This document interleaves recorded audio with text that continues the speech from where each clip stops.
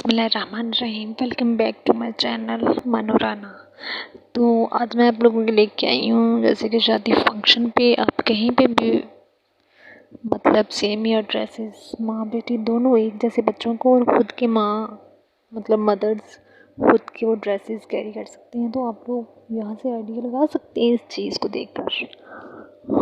और ये बहुत ही खूबसूरत ड्रेसेस हैं, सेम एक जैसे, तो ये अच्छा लगता है।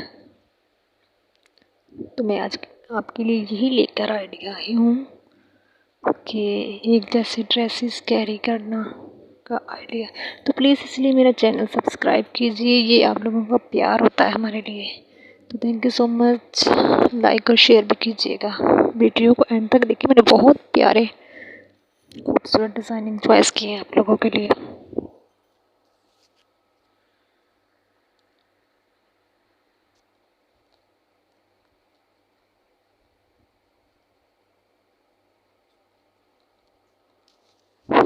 मतलब बात माओ की ये ख्वाहिश होती है ना कि मैंने ड्रेस पहना तो मेरी बेटी भी सेम वैसा ही ड्रेस पहने, किसी फंक्शन पे किसी भी मतलब जगह पे जाना हो तो ये इसी लिहाज से वीडियो बनाई गई है।